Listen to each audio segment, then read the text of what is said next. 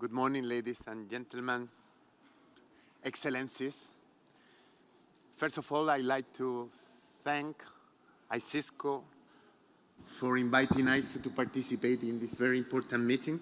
Not only a pleasure, but a great honor for me to be here today. I also want to thank the Kingdom of Saudi Arabia for your wonderful hospitality and for the great organization of the event, and also for the leadership provided in the standardization space through the AIZO member in Saudi Arabia, SASU. So let me start by introducing AIZO. It's the International Organization for Standardization. We were created in the year 1947, right after World War II, because it was understood that if we wanted to rebuild the world, we needed international standards for economic and social development to protect people and also to protect the planet. We have 169 members, roughly 99% of the global GDP.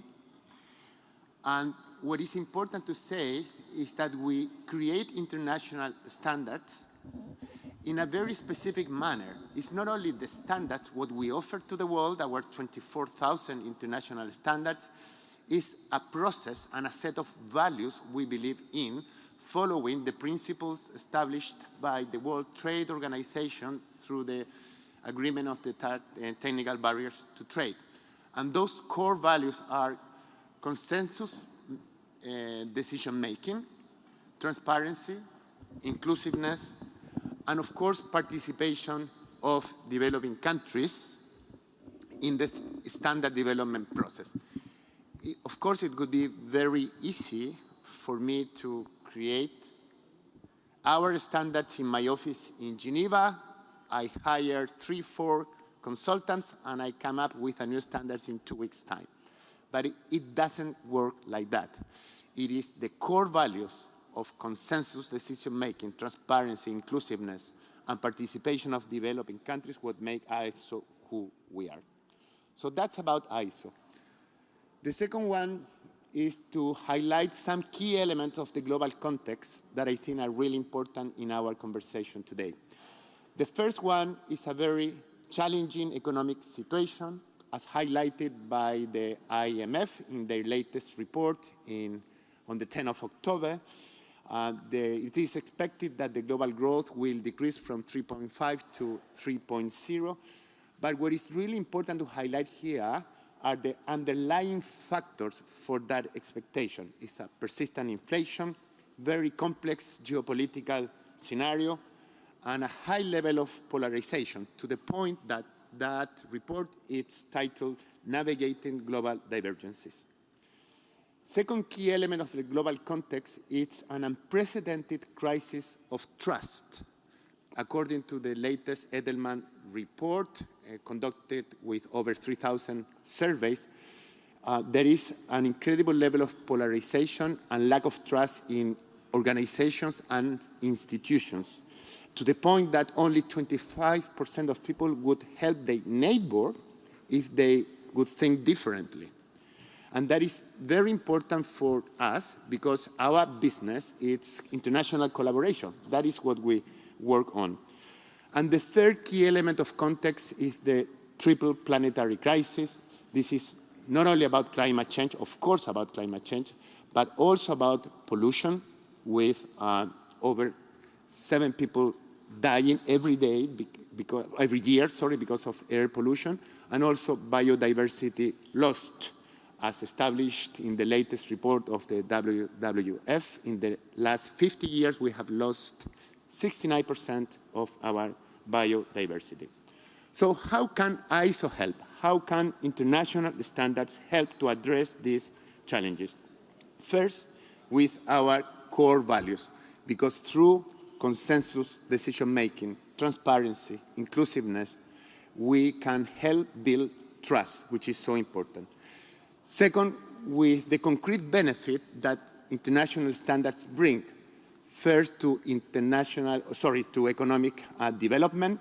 It has been well demonstrated by evidence that standards are really essential for economic growth. We have a report, for example, from the United Kingdom that shows that 27% of the GDP growth in the UK is because of standard. And we have similar outcomes in the Nordic countries as well as in a number of developing countries that use the same methodology. Second, standards support business to create competitiveness by applying best practice, by reducing costs, and also to open new markets. And third, consumers. Consumers have changed in their behaviors. They are not only looking for best prices, they are also looking to be part of the solution and not part of the problem, especially when it comes to environmental protection. And in the area that is the subject of our conversation today, sustainability and climate.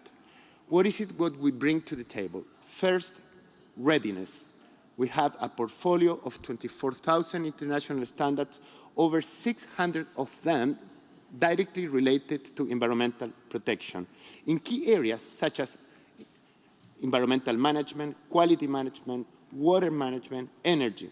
We have also a lot in good governance and compliance, and of course, product simplification, product specifications, which is really instrumental for innovation. We also bring conformity assessment that help build trust as well through certifications and capacity building. We will not win this battle to protect the environment by working in isolation. We need to support our members, especially developing countries, so they can comply with their commitment. To end my address, I'd like to make a call of action to all of us. First of all, to understand that public policy, your job as ministers, is very well related to the use of international standards. We are not here to compete, we are here to help implement your public policy, to help implement, accelerate the implementation of your regulations. That's number one. Number two, we need your leadership. We need you to engage with your standardization bodies in your countries, so we do not duplicate our work, we do not reinvent the wheel. On the contrary, we harmonize the competing regulations and standards around the world. And of course, we need your voice, because international standards will affect all of us. But it's not only about being a standard taker, it's about being a standard maker, to participate in the standard development process so you can influence the final outcome. We need your voice.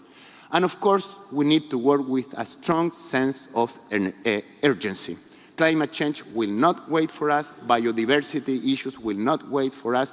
We need to work together and combine our talents to improve our performance and to make a real impact in the world. Thank you.